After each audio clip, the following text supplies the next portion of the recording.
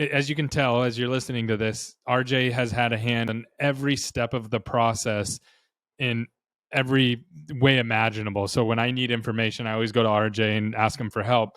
And he's able to, at least, if not tell me the answer, at least point me in the right direction and start thinking about things in a different way. And one of the things that I love your take on is production-based dentistry. Could you share your take on production-based dentistry and where we find ourselves with that model?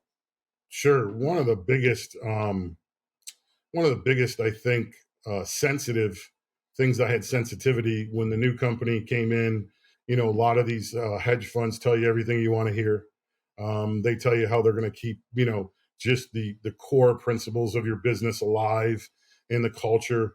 But a couple of the things that we did very successfully, and a lot of people don't realize, after we had sold the company, which became one of the biggest DSOs in the world, I think it is the biggest DSO in the world.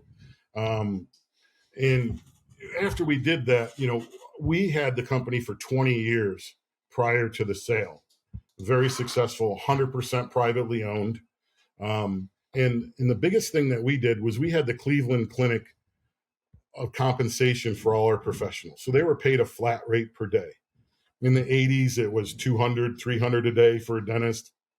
Pay their student loan, give them a term life policy, give them a disability policy.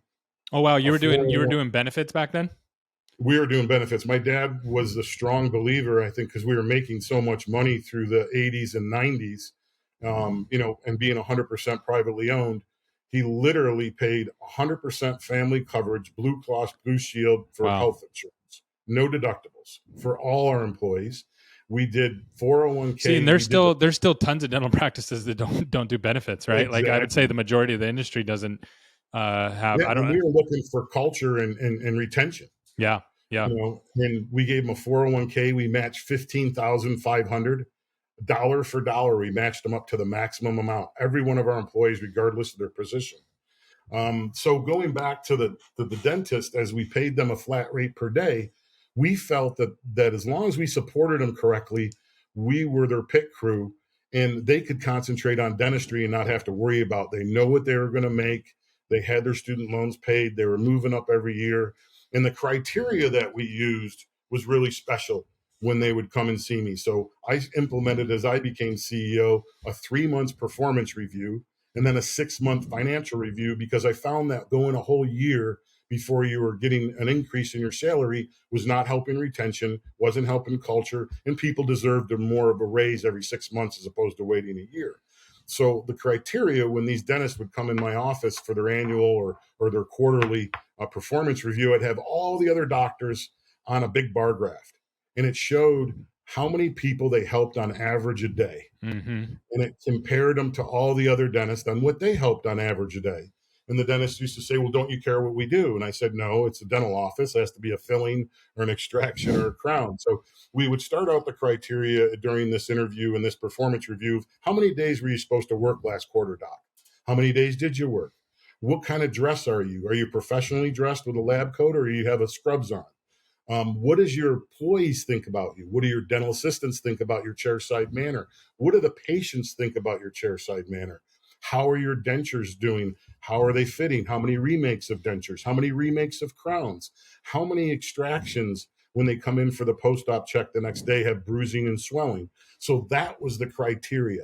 It had nothing to do with the dollars that they produced. It had everything to do with what kind of dentist they were, what kind of chairside manner they were, how congenial they were, and how respectful they were to their auxiliary staff.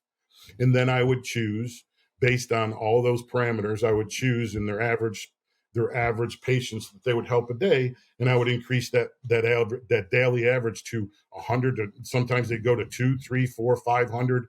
At the end of my career, I was paying doctors $1,500 a day in a flat rate. So when the new company took over, during my transition, my 12 months of a transition that I was asked to be there, one of the first things, I think in our second or third board meeting, a bunch of people came in from Wall Street that they put on the advisory board, and they treated it more like a sales position, right? Yep. And they said, well, and they knew that these are my principles and that they were long-standing, that we didn't want to change these things. And they said, well, we're going to change a couple things. And this is a pretty interesting board meeting with about 30 people in there in Syracuse, New York. And my staff's down at my end of the table, and they're all down there. And they said, well, the first thing we want to talk about is we're going to change all the office managers' compensation to straight production on whatever they sell.